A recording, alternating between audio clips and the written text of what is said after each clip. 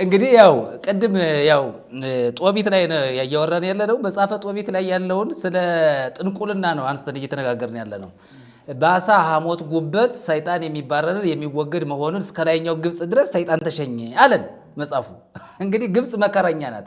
አየህ ጥንቁልናውም በቃ አደገኛ ነው ማለት ነው። እና ግብፅ ምድር ላይ እስከ ላይኛው ግብፅ ድረስ ሰይጣን በሐሞት በአሳ ጉበት ሐሞት እራሪ ቃጠሎ ማለት ነው ሰይጣን ተባረረ ይለናል መጽሐፉ። በሌላው በጣም የሚገርመው ነገር እንግዲህ ይህንን መልእክት የሚሰሙ ሰዎች አንዳንድ ምን አለ መሰላቸው፣ በሀገራችን ብዙ ባል የሚሞትባቸው ሴቶች አሉ። ብዙ ባል የሚሞትባቸው ያገባሉ፣ ይሞታሉ፣ ያገባሉ፣ ይሞታሉ፣ ያገባሉ፣ ይሞታሉ። ባል ተደጋጋሚ የሚሞትባቸው አለ። እና አንዳንድ ጊዜ ሰዎች ሲቸገሩ እናያለን፣ እንሰማለን። ግን መጽሐፈ ጦቢት ላይ ስንገባ ግን አንድ የሆነ ፍንጭ የሚያሳይ ነገር አለ። አየህ አንድ የሆነ ፍንጭ ማለት በሴቶች ጭን ቁጭ ብሎ ባል የሚገል ሰይጣን እንዳለ ይናገራል መጽሐፉ። እና ሰዎች ለምንድን ነው ብለው ከሚጨነቁ መፍትሄው ቀላሉ ምንድን ነው? አይ ለካ ገሌን የገደለው ይሄ ነው ሊሆን ይችላል ብለው ሊያስቡ ሁሉ ያ ይችላሉ ማለት ነው። እና አንዲት ሴት ነበረች፣ እቺ መጽሐፉን እናንበው። የሜዶን ክፍል ከሆነች ከጣኔስ የተወለደ የራጉኤል ልጅ ሳራን በዚያች ቀን ተግዳሮት አገኛት ይላል መጽሐፉ ነው። መጽሐፈ ጦቢት ምዕራፍ 3 ከቁጥር 7 ጀምረን ስናነበው ተግዳሮት አጋጠማት። እችን ሳራ የተባለች ሴት ትልቅ ተግዳሮት አገኛት። ምን አይነት ተግዳሮት ነው ስንል 7 ባል እየሞተ አስቸገራት ማለት ነው። ይሄ ከባድ ነው። እና ምን ይላል መጽሐፉ? ለ7 ሰዎች ቢያጋቧት በሴትና በወንድ ልማድ ሲያቀርቧት አስማንዲዮስ የሚባል ክፉ ጋኔን ገድሏቸዋልና ይላል። 7ቱን ባሎች ገደለ። ግብረ ስጋ ግንኙነት አዎ ሊያደርጉ ሲቀርቧት ይገድላቸዋል። በወንድና በሴት ልማድ የመጀመሪያ ባሏን አገባች በሴትና በወንድ ልማድ ነው የሚለው መጽሐፉ። ግብረ ስጋ ሊያደርጉ ሲቀራረቡ ሰውየው ጠብ ይላል። አየህ፣ ከዚያም ይሄን ሰውዬ ትቀብራለች። አሁን እንትና መበለት አይደለች፣ ሌላ ባል አሁንም ፈልጋ እግዚአብሔር ረድቷ ደግሞ ሲመጣ ደግሞ አሁንም በሴትና በወንድ ባለው ልማድ ደግሞ ጠጋ ሲል ሰውየው ይሞታል።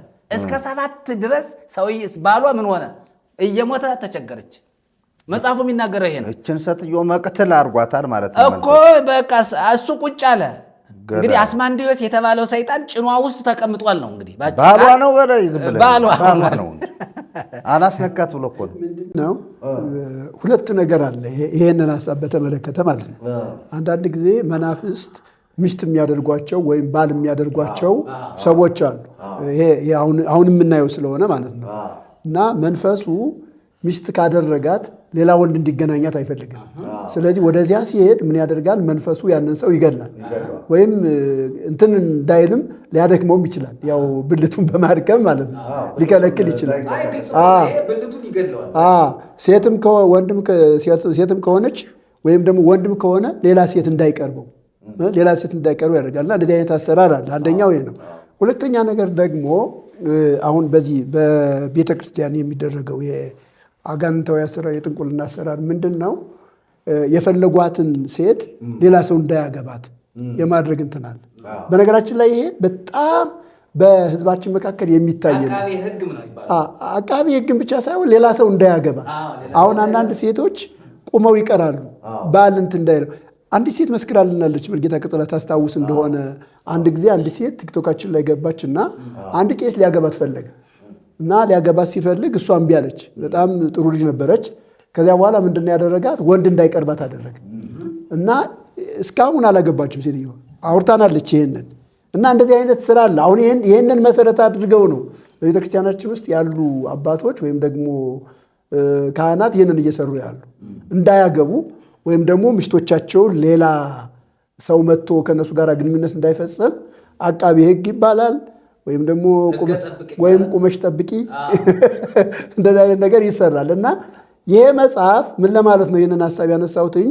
ይሄ መጽሐፍ በተለይ በሰዎች ለሚደረገው የጥንቁልና አሰራር መሰረት እንደሆነ ሰው ማስተዋል አለበት ለማለት።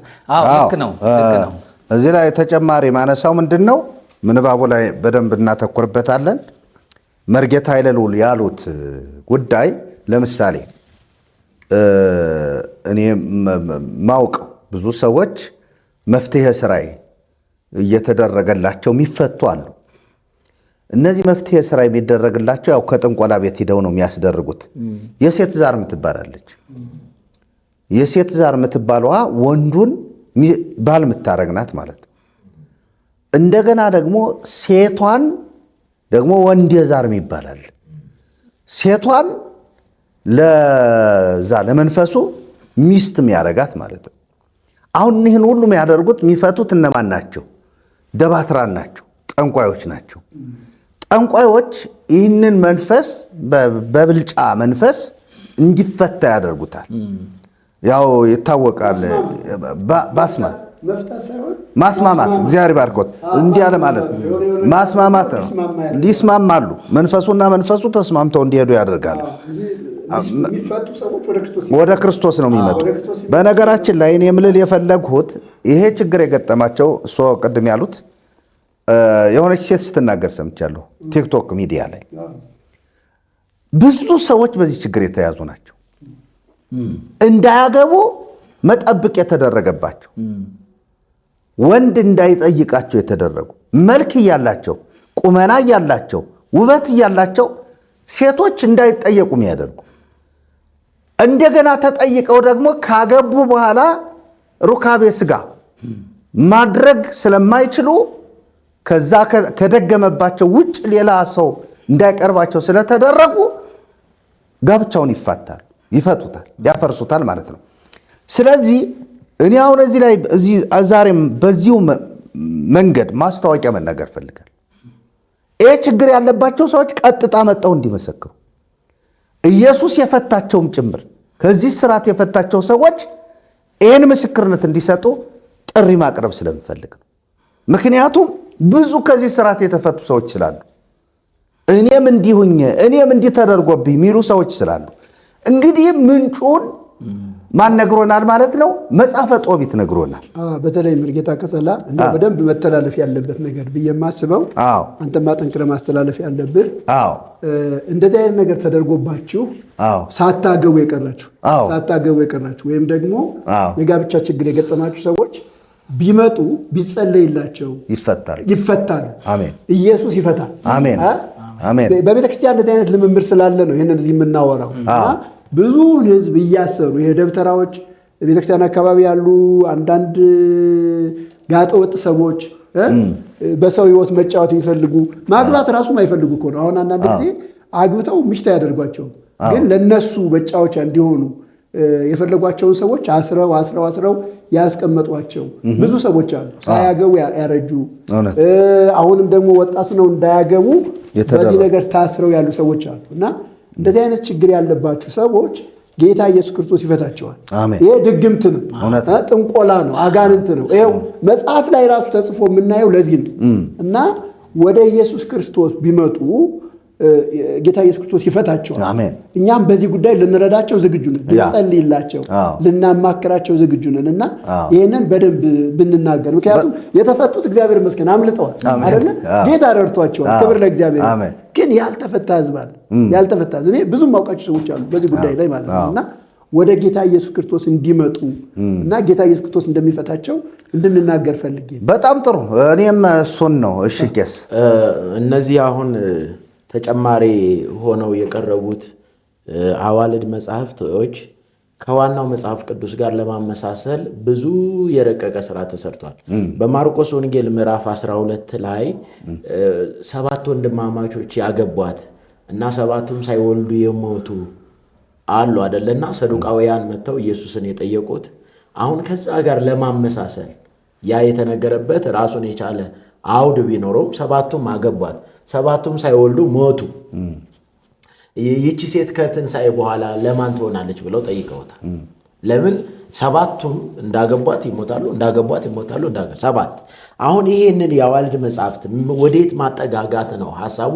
መንፈሳዊ ለማድረግ የተሄደበት ረቂቅና በክፉ የታገዘው ሐሳብን ምን የሚያደርግ ነው? የሚያጋልጥ ነው። እሱ ራሱን የሚያጋልጥ ነው ማለት ነው። ሌላኛው አሁን እንዳላችሁት ደግሞ ሰዎች እስረኛ የሆኑት በምንድን ነው ስንል በጌታችን በኢየሱስ ክርስቶስ ባለማመናቸው ነው።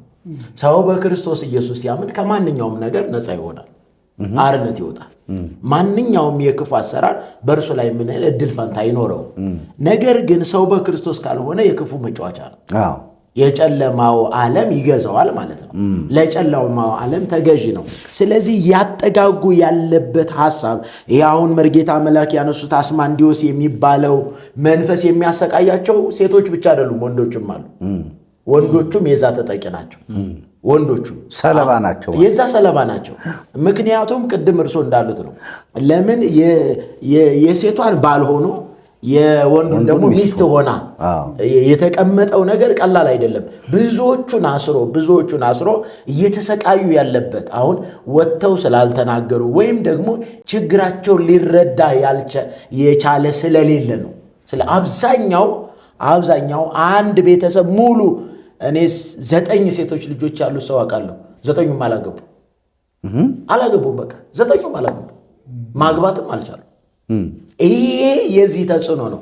ይህንን ታዲያ ወደ መፍትሄ ለማምጣት የሞከረም የለም። በቃ ይሄ የዘር ጉዳይ ነው ብለው ዘግተው ቁጭ አሉ። ብዙዎች እድሜያችን ሄደ፣ ዘመናችን ሄደ የሚሉት ከዚህ አንጻር ነው፣ የዛ እስረኛ መሆናቸው ነው። እና እንዳላችሁት ነፃ መውጫው ክርስቶስ ኢየሱስ ነው። እውነት ነው።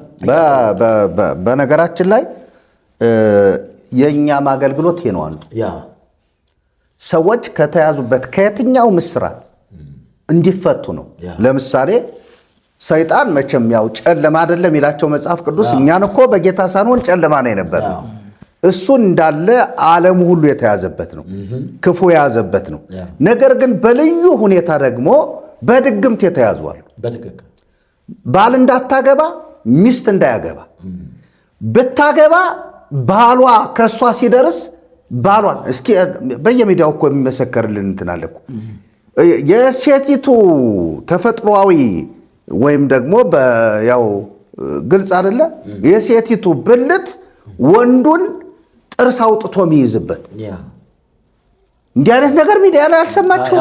በድርሳናት ላይ ተጽፎ በድርሳናት ላይ አለ። ብልትን የሚቆርጥ እግዚአብሔር ይባርካችሁ። ብልትን የሚቆርጥ ሚነክስ ይሄንን ሚዲያ ላይ ወጣ። አባለ ዘሩን የሚቆርጥ ይላል። እንደው አባለ ዘሩን ደግሞ ዘሩን ብልቱ ማለት ነው። ያው እንትን ብልት ላለ ማለት እሱ ነው እንደዚያ ብለው ነው እንትን ያ ንባቡ ላይ የሚለው አባለ ዘሩን ቆረጠው ነው የሚለው። እኔም እኮ አማርኛው ትንሽ ብልት ነው የዓለማውያን ንግግር መስሎ ስለታየኝ ነው። ብልት ነው። እንዲያውም መጽሐፍ ቅዱስ ብልት ብሎ ያስቀምጣል። ስስ ብልቶች እያለ ሁሉ ይናገራል። ነገር ግን የሴቷ ብልት የወንዱን ብልት እንደ ጥርስ ሆኖ ይዞ እየበላው ብላ አንዲት ሴት ሚዲያ ላይ ስትመሰክር አይቻል። እውነት ነው።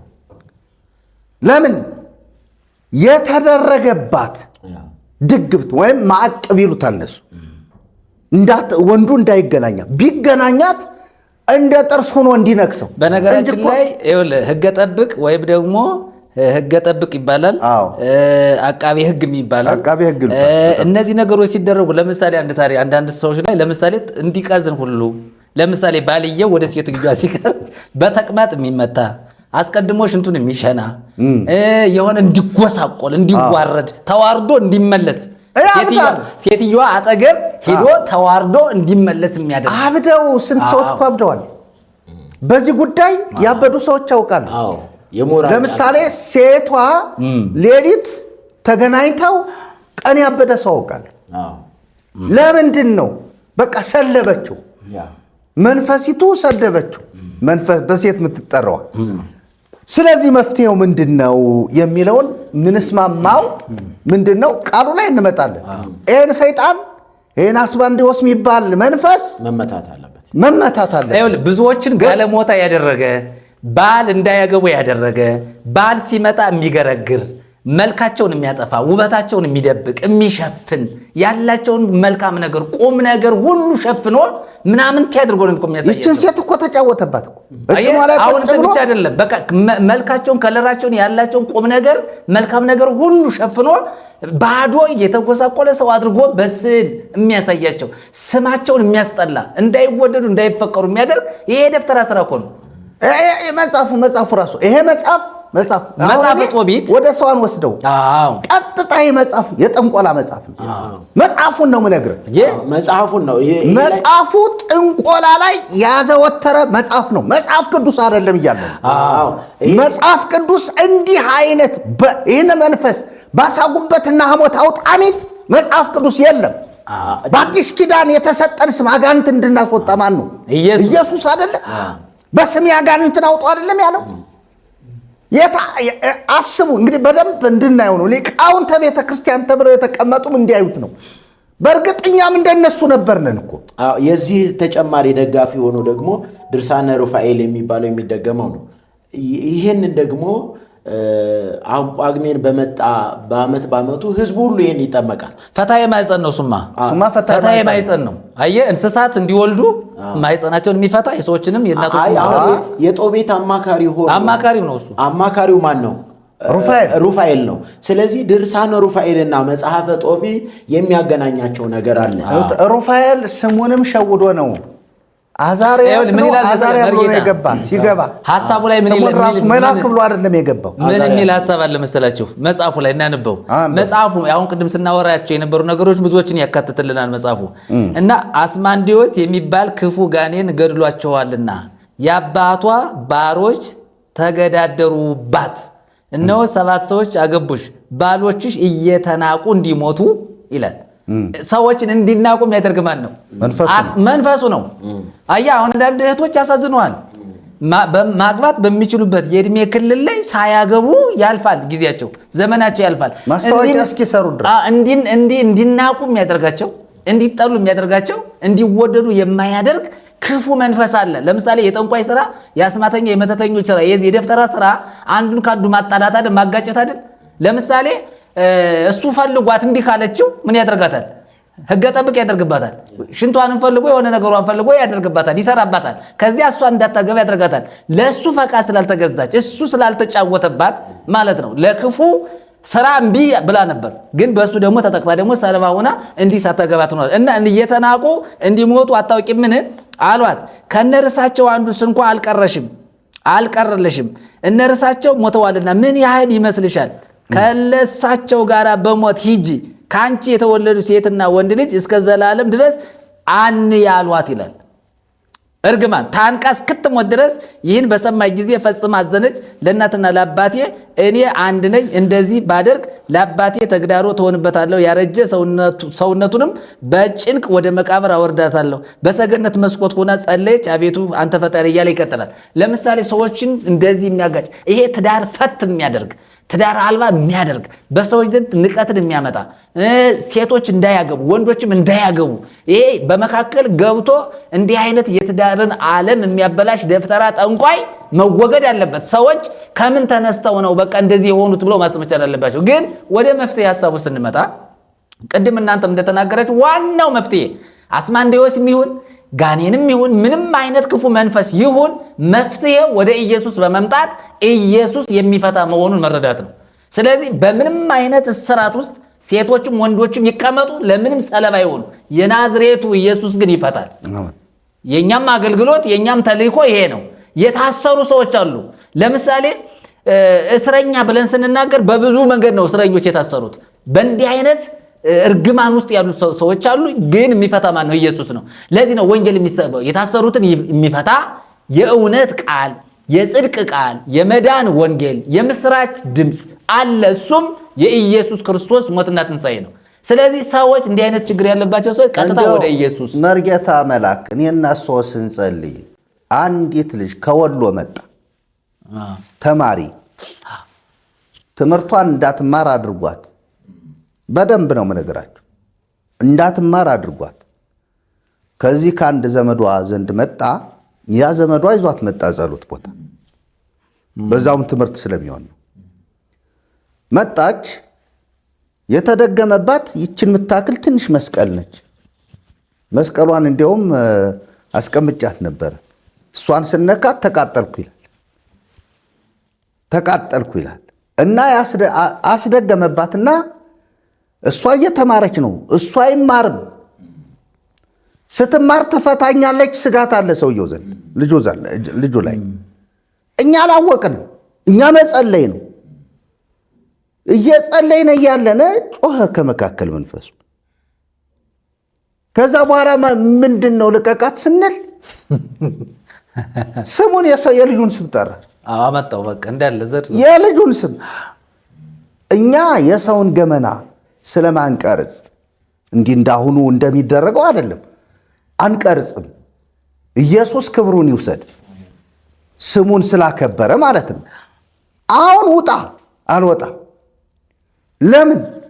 በቃ እንዳትማር እንዳታነብ ክላስ ላይ ቁጭ እንዳትል አድርጊያታለሁ። አይኗን በእንባ ስታነብ አይኗ በእንባ እንትን እያለ የሚገርማችሁ እኔ መንፈስ እንዲህ አድርጎ ሰውን ሲጫወትበት ማየት እጅግ ይከብዳል። ያው ሁላችሁም ጸለያችሁ ለመናፍስቱ በኢየሱስ ስም ስላስወጣችሁ ስለማውቅ እና እዛ በኋላ አልወጣ አልለቅም ብሎ ያችን መስቀል ሄደን ስነካት በዚች ነው የደገምኩባት። ትንሽ እኮ ነች፣ በቃ ለምልክት ናት። የደገምኩባት በዚች ነው ብሎ ይጮሃል። ተቃጠልኩ ይላል ብለን ያው መንፈሱ ወጣ። ልጅቱ ከነበረችበት ሁኔታ ስትወጣ ምንድን ነው የሆንኩት? አይኔ ተከፈታለች።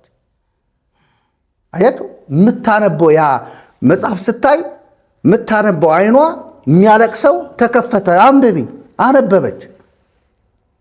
አሁን ይችን ልጅ ያው ቤተሰብ እዛ ስለሆነ በቃ እዚሁ ጥቂት ጊዜ ቆየች፣ ጸለይንላት፣ ሄደች። አሁን ምን ላይ እንዳለች ያው ቤተሰቦቿ እዛ ያው እንግዲህ ምን እንዳደረጓት አናውቅም። እሱ ጋር ግን የቀጠለች አይመስለኝም። እንግዲህ መጠየቅ አለብን እሱን እንደገና። ምን ልላችሁ ነው እኔን ያመጣሁት? ተመሳሳይ ኬዞች አሉ። አረብ ሀገር የመጣች አንዲት ቀጥታ ሙስሊም ፉቅራ የደገመባት የፉቅራ መንፈስ ነኝ አለኝ። እንትኑና አይኑን አፍጥጦ እንደዚህ ምን አድርጋት ነው? ደግሜባትም የሁለት ልጆች እናት ትዳር ያላት እዚህ ኢትዮጵያ ላይ እሷንም አውሬ ነው ያደረጋት። እንደዚህ ነው የገታተራት እና እግዚአብሔር ከዛ ፈታት ይችልሽ። ይህንን መልእክት የሚሰሙን ሰዎች በዚህ ስርዓት ውስጥ ናችሁ እያልናቸው በኢየሱስ ካልሆነች አንዲት ሴት ከዚህ ስርዓት ውጭ አይደለችም። በተለይ መልክ አለኝ ውበት አለኝ እያልሽ ጥፍርሽን 9 ጊዜ የምትቀጣጥኝ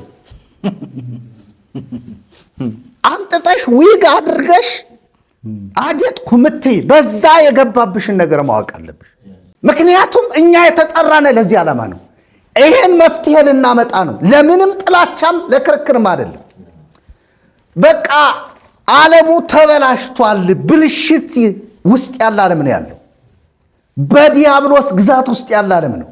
ስለዚህ ከዲያብሎስ እስራት ነፃ የሚያወጣ የእግዚአብሔር ልጅ ኢየሱስ ስለ ሁላችሁ ሞቶላችኋል። መድኃኒት ነው እሱ። ስለዚህ ሰዎች ሁሉ ሴቶች በተለይ ውበቴን ስትል ትቆይና አይ ባላግብተሻል የለኝም ትላለች። ምን የመሰለች መለሉ ምን ሆነሽ ነው? እንጃ እኔ ጠያቂ አጣሁ። የሉማ ማስታወቂያ ቢሰሩ ቲክቶካችሁ ላይ ሹገር ማሚዎች አገናኝ ሚል ቲክቶክ አላያችሁ? ማነው እንትን ቴሌግራም የለ አልገባባችሁም? ሰርጎ ባል ፍለጋ አይሆንም። ባል የሚገኘው ከተፈቱ በኋላ ስርዓት አለ። በተለኛ ኢትዮጵያውያን በዚህ ስርዓት ውስጥ ነው ያለ ነው። ስለ ነፃ መውጣት አለባችሁ ብዬ መልእክቴን ማስተላለፍ ፈልጋለሁ። ቀጥታ እንሂድ ወደ አስፋንዲዎስ። አስፋንዲዎስ እንደዚህ ነው የሆነው። ይቺ ሴት እንግዲህ እኛ ይሄ ቃል እውነት ነው ብለን እየተናገርን አይደለም። ቃሉ ከምን አምጥተው የጻፉት ቃል እንደሆነ ስለማይታወቅ በመንፈስ ጥንቁልናቸውን ለማስደገፍ የጥንቆላ ማስደገፊያ ነው። እግዚአብሔር ይባርክ። ለዚያ ነው ጥንቁልናቸውን ለማስደገፍ ያስገቡት ቃል ነው እንጂ አይነት ነባራዊ እውነት የምናየው በየጊዜው የምናየው ስለሆነ ህዝባችን ከዚህ እንዲጠበቅ ነው ያለነው። እውነት ነው። ይቀጥሉ። እሺ እንግዲህ ምንድነው እኛ ይህን ሁሉ የምንናገረው? በጣም ብዙ ጊዜ አድማጮቻችን ወይም ደግሞ ይህን ፕሮግራም የሚከታተሉ ሰዎች እኛ በማንም ላይ ጥላቻ የለንም። የኛ ዓላማ አንድና አንድ ነው፣ ትምህርት ላይ ነው። ትምህርት ላይ የተሳሳተ ትምህርት ገብቷል። ወደ ማህበረሰባችን፣ ወደ ሀገራችን ቤተክርስቲያን፣ ወደ ዘመዶቻችን፣ ወደ ወላጆቻችን ሳይቀር ይሄ የስህተት አስተምህሮ የተበረዘ የመጽሐፍ ቅዱስ አስተምህሮ የተበረዘ ገድል፣ ድርሳን፣ ተአምር ወዘተ ቆጥረን የማንጨርሳቸው ብዙ ትምህርቶች ወደ ምን ገብተዋል? ወደ ማህበረሰባችን ገብተዋል። ወደ ቤተክርስቲያን ገብተዋል። ወደ መንፈሳዊው ዘርፍ፣ ወደ መንፈሳዊ ተቋም ገብቷል። ይሄ በፕሮቴስታንት ብትል በየትኛውም ስፍራ የስህተት አስተምህሮ ሁሌ ይመጣል። ስለዚህ መከላከል የሚቻለው እንዴት ነው ስንል በእውነተኛው በእግዚአብሔር ቃል መከላከል ይቻላል። እና እንዲህ አይነቱ ነገሮች በመረጃ አስደግፈን የምናወራው የምንናገረው ዝም ብለን አይደለም። ስለዚህ አንደኛ ሰይጣን የሚወጣው በአሳ ሐሞትና ጉበት የሚለው ስህተት ነው። እኛ መጽሐፍ ቅዱስ የነገረን በተለይ በአዲስ ኪዳን ሰይጣን፣ አጋንንት፣ ርኩሳን መናፍስት፣ ኃይላት፣ ስልጣናት፣ ዲያብሎስ፣ ጋኔል፣ ቤልሆር የተባለው ራሱ የሚወጣው በኢየሱስ ስም ብቻ ነው። አጋንንትን በስሜ ታወጣላችሁ ነው የተባለው። ስለዚህ ውጭ የለም። ሐዋርያትም ሲያስተምሩ እነ ቅዱስ ጳውሎስ ሲሰብኩ እነ ቅዱስ ጴጥሮስ ሲያስተምሩ እኮ ከርኩስ መንፈስ የወጣው በማን ነው? በኢየሱስ ነው አለ ወጣ። ጳውሎስ እኮ ተቸግሮ መንፈሱን ዘወር ብሎ ሲገስጸው ጮሆ ወጣ ነው የሚለው አይደል? ጴጥሮስም እንደዚህ ነው ያደረገው። እነ ሲሞን የተባሉ ጠንቋዮች በነበሩበት አየህ፣ እነሱን ሁሉ ገስጾ እንኳን ያቀናው በእንዲህ አይነት መንገድ። እስኪ መጽሐፈ ሲራክ 38ን ያወጡት። መጽሐፈ ሲራክ ባለመድኃኒትን አክብረው እንደ እጁ እንዲሁ ክብሩ ነውና እርሱንም እግዚአብሔር ፈጥሮታልና። ማዳን ከእግዚአብሔር የሚገኝ ሲሆን ክብር ግን ከንጉሥ ይቀበላል። ሰው ሁሉ ባለመድኃኒት በጥበቡ ያከብረዋል፣ በመኳንንትም ዘንድ ይመሰገናል። እግዚአብሔር መድኃኒትን ከምድር ፈጠረ፣ ጠቢብ ሰውም ይህንን አያውቀውም። ኃይሉም ያውቅ ዘንድ ውሃ በእንጨት የጣፈጠ አይደለምን? በጌትነቱ ይከብሩ ዘንድ እግዚአብሔር ለሰዎች ጥበብን ሰጣቸው። በመድኃኒቱ ያድናቸዋል፣ በሽታቸውንም ያርቅላቸዋል። ያድን ዘንድ ከእነርሱ መድኃኒትን ያደርጋሉ፣ እነርሱም ለሀገር ሰላምን ያመጣል። ልጄ ሆይ በሽታህን ቸል አትበል፣ ወደ እግዚአብሔርም ጸልይ፣ እርሱም ይፈውስሃል። ኃጢአትም ተዋት፣ እጅን አቅና፣ ልቦናህንም ከኃጢአት ሁሉ አንጻ። መባህን አግባ፣ የመታሰቢያውንም የስንዴ ዱቄት ስጥ። የሰባ መሥዋዕትንም የተቻለህን ያህል አብዝተህ አቅርብ። እግዚአብሔር እርሱን ፈጥሮታልና ለባለ መድኃኒት መንገድን አብጅለት። እርሱንም ትሻዋለህና ካንተ አታርቀው። በእጃቸው ፈውስ የሚደረግበት ጊዜ አለና ይረዳቸው ዘንድ ዕረፍትም ይሰጣቸው ዘንድ ሁልጊዜ ይፈውሳቸው ዘንድ እነርሱ ወደ እግዚአብሔር ይለምናሉ። ፈጣሪውን የሚበድል ባለመድኃኒት እጅ ይወድቃል፣ ለሞተ ሰው መታሰቢያ ስለማድረግ። በቃ አሁን እዚህ ጋር ሲነበብ እንደሰማችሁት ምንድን ነው የሚለው? ባለመድኃኒት ስለ ባለመድኃኒት ነው የሚያወራው እና ቁጥር 1 ላይ ባለመድኃኒትን አክብረው ይላል። ባለመድኃኒትን አክብረው እንደ እጁ እንዲሁ ክብሩ ነውና ይላል። ቁጥር 3 ላይ ደግሞ ሰው ሁሉ ባለመድኃኒትን በጥበቡ ያከብረዋል ይላል። ቁጥር 4 ላይ ደግሞ እግዚአብሔር መድኃኒትን ከምድር ፈጠረ፣ ጠቢው ሰውም ይህን አይንቅም ይላል። ቁጥር 7 ላይ በመድኃኒቱ ያድናቸዋል፣ በሽታቸውንም ያርቅላቸዋል ይላል። እንደገና ቁጥር 8 ላይ ያድኑ ዘንድ ከእነርሱ መድኃኒት ያደርጋሉ ይላል። ቁጥር 12 ላይ እግዚአብሔር እርሱ ፈጥሮታልና ለባለ መድኃኒት መንገድን አበጅለት ይላል። ቁጥር 15 ላይ ፈጣሪውን የሚበድል በባለ መድኃኒት እጅ ይወድቃል ይላል። አሁን ይሄ በሙሉ ስለምንድን ነው የሚያወራ ከተባለ ስለምንድን ነው የሚያወራ? ስለ ባለ መድኃኒት። በነገራችን ላይ ይኸውላችሁ የኢትዮጵያ ጠንቋዮች ደብተራዎች በሙሉ የሚጠቅሱት ጥቅስ ይህን ጥቅስ ነው። ይህንን ጥቅስ በማስታወቂያዎች ላይ ለጥፈው በቢዝነስ ካርዳቸው ላይ ለጥፈው ነው የሚልኩት። ለምንድን ነው ባለመድኃኒት ብለው ነው እንትን የሚሉት? ይሄ አሁን ይሄ እንግዲህ ምንድን ነው? ይሄ የሌላ መጽሐፍ ነው አይደለም? ሌላ ልምምር ነው። ከእግዚአብሔር ቃል ውጭ የሆነ ልምምር ነው። ግን በእግዚአብሔር ቃል ውስጥ የእግዚአብሔር ቃል እንደሆነ ተደርጎ ምን ብሏል? ገብቷል ማለት ነው። ሰዎች ጠንቋይ እንዲፈልጉ፣ ባለመድኃኒት እንዲፈልጉ፣ ለባለመድኃኒት እውቅና እንዲሰጡ ይኸውላችሁ አሁን ቅድም ያነሳ ነው ነገር አለ አይደለ? ቅድም ያነሳ ነው ማን ነው ይሄ ጦቢት ላይ ያለው ሐሳብ ልክ ከዚህ ሐሳብ ጋር አብሮ የሚሄድ ነው። እዚያ ጋር ልክ ሩፋኤል ይሄን እንዳለማመደው ተደርጎ ተጽፎ እዚህ ጋር ደግሞ መጽሐፉ ምንድነው እያስተማረ ያለ? ሰዎች ባለመድኃኒቱ እንዲፈልጉ ነው እያለ ያለው። ስለዚህ ምን ያደርጋል ከተባለ ይሄ ስርማሽ ቅጠል በጣሽ አላለ በሀገራችን ለዚህ እውቅና እንዲሰጡ በዚህ ስር እንዲገዙ ይህንን እንዲያደርጉ። በነገራችን ላይ ይኸውላችሁ የኢትዮጵያ ሕዝብ አብዛኛው የትኛውንም አገልግሎት የሚያገኘው ከባለመድኃኒት ነው ወይም ከጠንቋይ ነው። እኛ ጠንቋይ ነው ማለት ያለብን አይደለ? ባለመድኃኒት የሚባል አለ በእግዚአብሔር ቃል ውስጥ። ባለመድኃኒት ተብሎ ሰዎች ከእግዚአብሔር ጸልየው ፈውስ ሊያገኙ ይችላሉ። ወደ እግዚአብሔር መጥተው ሊፈወሱ ይችላሉ። ያው ዘመኑ ደግሞ የሰጣቸው ሕክምና አለ ጤናማ በሆነ መንገድ ታክመው የሚድኑበት ማለት ነው። ከዚያ ውጭ ግን ባለመድኃኒት ተብሎ የተቀመጠ አሁን ደግሞ ፈቃድም እየተሰጠው ነው አይደለ? ምናልባት ይህንን ሀሳብ ኢየሱስን ባለመድኃኒት ወይ ራስህን አድን የሚል እንትን አንስተዋል። ይህንን እና ያን እንዳያገናኙት እነ ቁማርተኞች ያው ያላውድ መተርጎም ስራቸው አይደለ? ባለመድኃኒት ወይ ራስህን አድን ያሉት ኢየሱስን ራሱ መድኃኒት ሆኖ ስለመጣ ነው። እነዚህ ይሄኛው ግን ቀጥታ የሚያሳየው ምንድን ነው? የሚያሳየው ጥንቆላ ነው። የስርማሾችን ቅጠል በጣሾችን መንግስት ክሙን አየር ጴጥሮስን ሳቢዎችን አይደለም ሀገራችን እነሱ የምናውቃቸው እነሱ ናቸው። እነዚህን አይነቶችን ነው። ለምሳሌ ብዙ ሰዎች እኛ አሁን የባህል መድኃኒት ምናምን የሚለውን አይደለም ማየት ያለብን። ከምን አንጻር ነው ይህንን ቃል የተናገሩት ስንል ቀደም ያየነው አሁን ለምሳሌ ያሳጉበት የእንትን ምናምን ይልና በዛ ሽተህ አጋንንት ታስወጣለህ ምናምን። ይሄኛው ባለመድኃኒትስ የሆነ ነገር አለው የሚያደርገው አጋንንትን የማስወጫ የመፈወሻ ብሎ ያስቀመጣቸው ነገሮች አሉ። ከማን ነው የተማረው? ከማን ተማረው? አሁን ለምሳሌ ቅድም ያነሳ ነው የጦቢት መጽሐፍ ከማን ነው የተማረው? ከሩፋኤል ከሚባል መልአክ ነው። መንፈስ ነው አይደለም? ሩፋኤል መንፈስ ነው፣ መልአክ ከሆነ ማለት ነው። አሁን ይሄም ከምን ተቀብሎ ነው ስንል ከዚሁ ነው። በነገራችን መጽሐፎቹ ሁለቱም ውሸት መሆናቸው የምናውቀው ሲራክ ምንድን ነው ያለው? ከመስረቅ መዋሸት። ይሄ ብቻ አይደለም መርጌታ፣ ምን መሰለህ መጽሐፈ ሄኖክ ላይ ደርስና ነ ጥሩ ሌላም እናጣበታለን። ሩሙኤል አንዱ እዚህ ላይ አሁን ለምሳሌ መጽሐፈ ሄኖክ ምዕራፍ ስንት ላይ መሰላችሁ? መጽሐፈ ሄኖክ አስተማሪዎችን ማወቅ አለብን። መጽሐፈ ሄኖክ ምዕራፍ 2 ላይ ምዕራፍ 2 ከቁጥር 8 አለቆቻቸው ስማቸው ይላል። ጥሩ ይልና ይህ ነው መጀመሪያው አለቃቸው ስመ ያዘያስ ነው።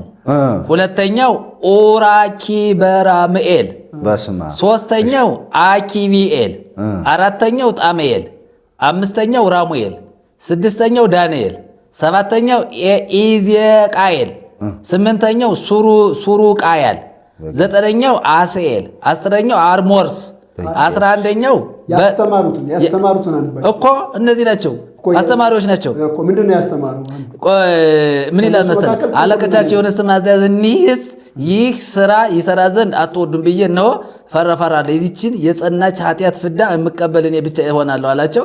ይችን ምክር እንዳንለውጣት፣ ይችን ምክር ቁም ነገር እንድናደርጋት ሁላችን ተለያይተን እርስ በርሳችን ማላን እንማማል ብለው ሁሉም መለሱለት። ያን ጊዜም ሁሉም አንድ ሆነው ሁሉም እርስ በርሳቸው ተለያይተው ማሉበት ሁሉም 200 ሆኑ ይላል። ተመማሉ። እነዚህ አጠቃላይ ማለት ስም ዝርዝራቸውን የሚዘረዝረው ይልና አርሞርስ 11ኛው በጥሬል፣ 12ኛው አናኔል፣ 13ኛው ዘቂቢ፣ 14ኛው ሳምሳምፒል፣ 15ኛው ስርቴል፣ 16ኛው ጡሩፋኤል እያለ ይቀጥላል። እስከ ስንት ነው? 18ኛው። ከዛ የ200 አለቆቻቸው እኒህ ናቸው። ሌሎችም ሁሉ ከነሱ ጋር አሉ። ከነሳቸው ሚስት አገቡ። ሁሉም ለየራሳቸው አንዲቱን መረጡ ይልና ወደ እነሱ የሚገቡ ዘንድ ጀመሩ። ከነሱም ጋር አንድ ሆኑ፣ ደረሱባቸው። ሟርትን ይላል። ከዚህ በኋላ እነዚህ የጥንቁልና አለቆች ናቸው። ከዚያ በኋላ ቁጥር 11 ማለት ነው። ምዕራፍ 2 ቁጥር 11 ላይ ሟርትን፣ ምታት ማሳየትን አስተማሯቸው። ስር መማስን፣ ቅጠል መበጠስን አመለከቷቸው። እነሱም ጸንሰው ረጃጅሞች አርበኞች ልጆችን ወለዱ። ቁመታቸውም 3,000 ክንድ ነው ይላል። ስለዚህ አሁን መጽሐፉ የምን መጽሐፍ ነው የምንለው? የጥንቁልና መጽሐፍ ነው የምንለው ለዚህ ነው። እዚህ ጋር የተጻፈው ይህንን ያስተማሩ እነዚህ ከላይ የተጠሩ ሰዎች ምን እያስተማሩ ነው? ለሰው ሟርት፣ ስር መባስ፣ ቅጠል መበጠስ አስተማሩ። መጽሐፉ የጥንቁልና መጽሐፍ ነው የምንለው ለዚህ ነው። እዚያ ጋር የተሰጠው ከዚያም ልቀጥል መምህር ኃይለሉ ልቀጥልሎትና ያወሩ ወዚያው ቀጥለው አያይዘው ቁጥር ስንት ላይ መሰሎት? ቁጥር 18 ላይ አዛዜልም ለሰዎች ሾተልና ሰይፍ መስራትን ጋሻ መሰጎድንም ጥሩር መስራትንም አስተማራቸው። ከነሱ በታች የሚሆኑ አስራቸውንም ሌላ ጌጽና አምባሮችን ቅንድብ መሸለልና አይን መኳልን ከተመረጠና ከከበረ እንቁ ሁሉ የሚበልጥ እንቁንም እንሶስላ መሞቅን ሁሉ ያለምንም ለውጥ አሳዩአቸው። ምታት ነው ይሄ። ያለምን ለውጥ ፈረሱን በቅሎውን ሰው ማድረግ አየ። ይሄ ምታት አለ እኮ። ለምሳሌ ፈረሱን ነው የሚለው በቅሎውን ሰው ማድረግ ይሄ ምታት ነው። ይሄንን ያስተማረ ማን ነው ደግሞ? ማን የሚባለው? አዛዜል የሚባለው ነው። ይሄ የጥንቁልና አለቃ ማለት ነው። የጥንቁልና አለቃ አዛዜል። ይሄ ቅድም እኮ ነው። ለዚህ ነው ሰዎች ተኮኩለው አምሮባቸው የሆነ ነገር ያስፈራል። አሁን ምንድነው አዛዜል የተባሉት ከዚህ ይሄ ዝም ብሎ መጌጡ ምናምን እንትወውና መጽሐፉ ላይ እናተኩር። መጽሐፉ ግን ምን አይነት መጽሐፍ ነው ከተባለ ጥንቁልናን የሚያበረታታ ጋኔን መሳብ ልጨምርልዎት፣ ቆይ ልጨምርልዎት፣ ሌላው ልጨምርልዎት። ከዚያ ቁጥር 21 ላይ አሚዛራክ የሚባለው ጋኔን መሳብን፣ ምታት ማሳየትን፣ ስር መማስን፣ ቅጠል መበጠስን ሁሉ አስተማረ። አርማሮስም ጋኔን መሳብን አስተማረ። በረቅዕልም ኮከብ መቁጠርን አስተማረ። አየህ ኮከብ ቆጠራ ሁሉ አለ። ኮክብኤልም ምልክት ማሳየትን አስተማረ። ጥሞኤልም ኮከብ መቁጠርን አስተማረ። አስራድኤልም የጨረቃን አካሄድ አስተማረ። አየህ እነዚህ ሁሉ የጥንቁልና ስማቸው ተጠርቶ ነው የተጠቀሰው መጽሐፉ ላይ። ጥቅሉ መጽሐፈ ሄኖክ የምን መጽሐፍ ነው? የጥንቁልና መጽሐፍ ነው። የጥንቁልና ማስተማሪያ መጽሐፍ ነው። መጽሐፈ ሄኖክ፣ ጦቢት፣ ሲራክ እነዚህ ሁሉ ለምንድን ነው የተጻፉት ከተባለ ጥንቁልናን በእግዚአብሔር ቃል ለማስደገፍ ከእግዚአብሔር ቃል ውስጥ ያለ ትምህርት ነው ብሎ ለማለት። ለዚህ ነው ሰዎች በድፍረት ምን እያደረጉ ነው? አሁን እኛ ባለንበት ዘመን በቃ መንግስት ፈቃድ ሰጥን እያሉ ቤት እየከፈቱ በግልጥ እየጠነቆሉ ነው ያሉ። እኛ ጤናማውን ይሄ የባህል መድኃኒት አይደለም፣ የባህል መድኃኒት ግን እየተቃወምን ያለ ነው። ግን በመናፍስት አሰራር አሁን እዚህ ጋር አጋንንት መሳብ፣ ኮከብ መቁጠር፣ ስር መማስ ይሄ በሙሉ ምንድን ነው ከተባለ ጥንቁልና ነው። ከዚህ የተነሳ የኢትዮጵያ ኦርቶዶክስ ተዋሕዶ ቤተክርስቲያን የእግዚአብሔር ቃል ነው ብላ የእግዚአብሔር ቃል ነው በእግዚአብሔር ቃል ውስጥ መካተት አለበት ቀኖና መሆን አለበት ብላ እየታገለችለት እየተሟገተችለት ያለው መጽሐፍ ምን አይነት መጽሐፍ ነው ከተባለ የጥንቁልና መጽሐፍ ወይም ደግሞ ጥንቁልናን የሚያበረታታ መጽሐፍ ነው። ለዚህ ነው ደግሞ በቤተክርስቲያኒቱ ውስጥ ብዙ ጠንቋዮች አሉ፣ የታወቀ ነው አይደለ? እነዚህን ጠንቋዮች አንድ ቃል አትናገር አክብረው እኮ አለች። ባለመድኃኒቱን አክብረው እንዲያውም አክብራ ይዛቸዋለች። ከዚህ የተነሳ ትምህርቱ በሙሉ ስተት ነው። አንድ የእግዚአብሔር ቃል አንብ፣ የእግዚአብሔር ቃል የሚለውም ማለት ነው። ዘዳግም ምዕራፍ 18 ቁጥር 9 ጀምሮ እንደዚህ ነው የሚለው። የእግዚአብሔር ቃል ደግሞ ይህን እንደሚቃወም ማሳየት አለብን አይደለ? ስለዚህ የእግዚአብሔር ቃል ይህንን ይላል። ቁጥር 9 ጀምሮ አምላክ እግዚአብሔር ወደሚሰጥ ምድር በገባ ጊዜ እነዚህ አሕዛብ የሚያደርጉትን ርኩሰት ታደርግ ዘንድ አትማር። ከዚያ ምን ይላል? ወንድ ልጁን ሴት ልጁን በእሳት የሚያሳልፍ ሟርተኛ፣ ሞራ ገላጭ፣ አስማተኛ፣ መተተኛ፣ በድግምት የሚጠነቁል፣ መናፍስትን የሚጠራ ጠንቋይ፣ ሙት አንሳቢ በአንተ ዘንድ አይገኝ። ቁጥር 12 ላይ ምን ይላል መሰላችሁ? ይህን የሚያደርግ ሁሉ በእግዚአብሔር ፊት የተጠላ ነው። ስለዚህ ርኩሰት አምላክ እግዚአብሔር ከፊት ያሳድዳቸዋል። አንተ ግን በአምላክ በእግዚአብሔር ዘንድ ፍጹሙን ይላል። ስለዚህ ይህንን አሁን እዚህ ጋር በእግዚአብሔር ቃል ውስጥ ይካተት ብላ ቤተክርስቲያኒቱ እያካተተች ያለችውን ትምህርት መጽሐፍ ቅዱስ ደግሞ ምን ይላል? ይቃወማል። እንደዚህ አይነት ነገር እንዳታደርግ ተጠንቀቅ። በዚያ ምድር የሚኖሩ ሰዎች በዚያ አንተ ወደምትገባበት ምድር የሚኖሩ ሰዎች ይህንን የሚያደርጉ ናቸው። ምኖች ናቸው? ሟርተኞች ናቸው ይላል። ሞራ ገላጮች ናቸው ይላል። አስማተኞች ናቸው ይላል። መተተኞች ናቸው ይላል። በድግምት የሚጠነቁሩ ናቸው ይላል። እና ደግሞ ይህንን የሚያደርግ ሰው በእግዚአብሔር ዘንድ ምንድን ነው የሚለው? የተጠላ ነው። አይ ይሄ አሰራር እግዚአብሔር ምን ያለው ነው? የጠላው የተጸየፈው ነው። ቤተ ክርስቲያኒቱ ግን ይህንን የሚደግፍ መጽሐፍ በመጽሐፌ ውስጥ መካተት አለበት እያለች ነው። እና ጥንቁልናን በእግዚአብሔር ቃል ለማስደገፍ ይህንን 80 አሐዱ መጽሐፍ እንዳሳተመች ህዝባችን ማወቅ አለበት ለማለት ነው። ከተመር ጌታ መላከ ጣልቃ ገብቼ ነው ይቅርታ። በዚሁ እንዳልፈልግ ነው ያሳብ። ሌላው ምንድነው መነሳት ያለበት እዚያው ከሐሳባችን ሳንወጣ አንዱ ስለ አንዱ መለመን የሚችል የለም ይላል። ማለት አሁን እንግዲህ ሙታን ለህያዋን ህያዋን ለሙታን ምን ይላሉ? ይለምናሉ አይደል የሚለው።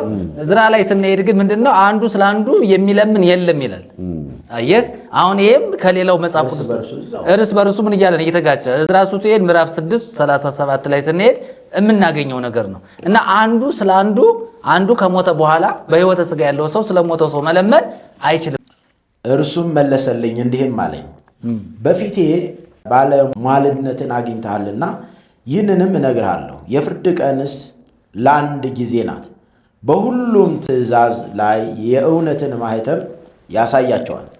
ዛሬ አባት ልጁን፣ ስለ እርሱ ልጅም አባቱን፣ ጌታም አገልጋዩን፣ ወዳጅም ወዳጆቹን ስለ እርሱ ታሞ ይተኛ ዘንድ በልቶና ጠጥቶ ደስ ይለው ዘንድ ይፈወስም ዘንድ እንደማይልከው እንደዚሁ አንዱ ለሌላው መለመን ፈጽሞ የሚችል ማንም የለም። የራሱንም ሸክም በባልንጀራው ላይ የሚመልስ ማንም የለም። ሁሉም ዋጋቸውን ያገኛሉና ስራቸውም የየራሱ ነውና ይላል። አሁን እዚህ ላይ አጠቃላይ የምልጃ ትምህርቱ ምን ያደርገዋል? ያፈርሰዋል። አፈረሰው። ዕዝራ ሱቱኤል አንዱ ስለ አንዱ የሚለምን እንደሌለ ግልጽ አድርጎ አስቀመጠው ማለት ነው። አሁን ለሞተ ሰው መለመን የማይቻል መሆኑን መጽሐፉን እያደረገ ነው። ይሄ እንዲያውም ልመና ነው አይደል የሚለው በእሷ ነው ምልጃ ነው። እሺ ምልጃ ቃል በቃል ምልጃ ነው የሚያስቀምጠው። መለስኩለት እንዲህ አልሁት፣ አቤቱ ጌታዬ በፊት ባለሟልነትን ካገኘው ለእኔ ለባሪያህ ዳግመኛ ይህንንም ንገረኝ። ቁርጥ ፍርድ በሚደረግባት ቀን በልዑል ዘንድ ጻድቃን ለኃጥአን መማለድ ይችላሉን?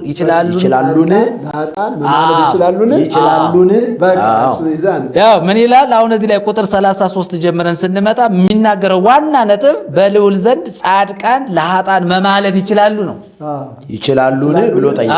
ከዚያ ቀጥልና ነው። ከዚህ አሁን ጻድቃን ለኃጥአን መማለድ ይችላሉን? በልዑል ዘንድ ነው የሚለው። በልዑል ዘንድ በእግዚአብሔር ዘንድ። ከእሺ እንቀጥል። ጥሩ አባቶች ለልጆቻቸው፣ ልጆች ለአባቶቻቸው፣ ወንድሞች ለወንድሞቻቸው፣ ዘመዶች ለዘመዶቻቸው፣ ወዳጆች ለወዳጆቻቸው መማለድ ይችላሉን ብዬ ጠየኩት። አሁንም ጥያቄ ነው። መለሰልኝ እንዲህ አለኝ፣ በፊቴ ባለሟልነትን አግኝተሃልና ይህንንም እነግርሃለሁ። ቁርጥ ፍርድ በሚደረግባት ቀንስ አንድ ጊዜ ናት። በፍጹም ትእዛዝ የእውነተኛ ማኅተሙን አብሮ ያሳያቸዋል። ዛሬ አባት ልጁን ስለሱ ይታመም ዘንድ እንዳይልከው፣ ልጅም አባቱን ስለሱ ይታመም ዘንድ እንዳይልከው፣ ጌታም ባሪያውን ስለሱ ይታመም ዘንድ እንዳይልከው፣ ወዳጅም ወዳጁን ስለሱ ታሞ ይተኛ ዘንድ እንዳይልከው፣ ስለሱ በልቶ ጠጥቶ ደስ ይለው ዘንድ ከደዌውም ይፈወስ ዘንድ እንዳይልከው፣ እንደዚሁ አንዱ ለአንዱ መለመን ፈጽሞ የሚችል የለም። ሁሉ ዋጋውን ይቀበላልና ስራውም የራሱ ነውና ማንም ማን የራሱን ጭንቅ ወደ ባልንጀራው የሚመልስ የለም አለኝ። የሚለምን ነው የሚለው። ይሄም የሚለምን። ስለዚህ ምን ሆነ? የሚማልድ አንስቷል። ጻድቃን ለኃጥአን የሚማልድ ይላል። ጥያቄ ያነሳል። ቁጥር 33 ላይ ጻድቃን ለኃጥአን ይማልዳሉን? አይማልዱም። አሁን እዚህ ጋር ስንመጣ ምን ያደረገው መጽሐፈ ዕዝራ ትምህርቱን የምልጃን ትምህርት ምን ያደረገው? አፈረሰው። ስለዚህ ጻድቃን ሰማዕታት ያማልዳሉ የሚሉትን ዕዝራ ሱቱኤል ምን አደረገው? አፈረሰው። ራሱ አፈረሰው ማለት ነው። የምልጃ ትምህርት በዕዝራ ሱቱኤል ምን አደረገ? ፈረሰ። ምንም ፈርሷል። አሁን አንዱ ስለ አንዱ መለመን አይችልም፣ መማለድ አይችልም። በቃ እያንዳንዱ ስራውን ያገኛል አለ ራሱ ዕዝራ። የራሷን ትምህርት እንኳን የሚያፈርሰውን ወይም የሚያፈርስባትን ጭምር ነው እያሳተመች። የራሷን ትምህርት በዚህ በገድላት፣ በድርሳናት፣ በተአምራት፣ በመጽሐፈ ሊቃውንቱ ራሱ በእያንዳንዱ ትምህርት ላይ ያለውን ትምህርት ምን አድርጋ አሳተመችልን? እግዚአብሔር ይባርካት። የሚማልድ የለም ብላ ነው ያስቀመጠችልን። በነገራችን ላይ ይህንን መጽሐፍ ያሳተሙ ሰዎች ወይም ይህን መጽሐፍ በመጽሐፍ ቅዱስ ውስጥ እንዲካተት ያደረጉ ሰዎች ምን ያክል እውቀት እንዳላቸውም መለኪያ ነው። ምን ያክል የቅዱሳት መጽሐፍትን እውቀት ያውቃሉ የሚለውን ጥያቄም የሚያነሳ መጽሐፍ ነው። ለምሳሌ በድርሳናትና በገድላት በሌሎች ጻድቃን ሰማዕታት ያማልዳሉ ተብሎ እያንዳንዱ ጻድቅ ወይም ሰማዕት የተባለ ሰው ወይም ሴት ወንድም የተጻፈላቸው ገድልና ድርሳን በዚህ መጽሐፍ መሰረት ውድቅ ነው ማለት ነው። መጽሐፈ ሄኖክ ገላገለን። መጽሐፈ ሄኖክ መጽሐፈ ዕዝራ ሱቱኤል መጽሐፈ ሄኖክ ላይም ስንገባ ቅድም ያገኘውን እያንዳንዱን ነገር ይሄ ጥቅል አድርጎ ነው ያፈረሰው። ለምሳሌ እስከ ሞት በኋላ ድነት አንዱ ስለ አንዱ የሚማልድ መሆኑን ግልጽ አድርጎ ነው ያስቀመጠው። የለም ነው። በገድላት በድርሳናት በተአምራት ላይ የምልጃ ጉዳይ በስፋት ተጽፏል። ለምሳሌ የሞተ ጻድቅ፣ የሞተ ሐዋርያ፣ የሞተ ነቢይ፣ የሞተ ሰማዕት ከሞት በኋላ ምን የሚያደርግ ነው? የሚለመንም ነው የሚለምንም ነው። ሟቹ ለማኝም ነው ተለማኝም ነው። መጽሐፈ ዕዝራ ግን ሲያስቀምጠው ከሞት በኋላ ስራ የለም ብሎ ነው የዘጋልን። ማለት አንዱ ስለ አንዱ የሚለምን የሚማልድ የለም ነው። ስለዚህ ዕዝራ ሱቱኤል አዋልድ መጻሕፍትን ገደል ከተተልን በቃ ራሱ መታልን። ስለዚህ እኛን አይደለም መቃወም ያለባቸው፣ ገብተው ያንብቡት፣ ራሳቸው ያንብቡት። ይኸው መልእክቱ ይኸው በማስረጃ ስለሆነ እየቀረበ እውር አለ እኮ ጌታ ሲናገር እውርን ቢመራው ሁለቱ ተያይዘው ምን ይሆናል ነው የሚለው? ወደ ገደል አይደል የሚለው? ተያይዞ ገደል ገባ መጽሐፉ። አሁን እኮ እኛ አይደለንም፣ ራሱ መጽሐፉ ምስክርነት እየሰጠ ነው።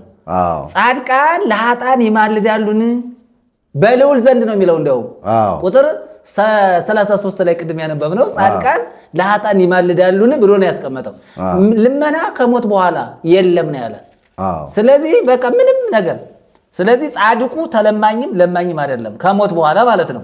በሕይወተ ሥጋ ያለው ለሕይወተ ሥጋ ሊጸልይ ሊማልድ እንደሚችል መጽሐፍ ቅዱስ ከሞት በኋላ ስላለው መንፈሳዊ አገልግሎት መጽሐፈ ዕዝራ ገላግሎናል።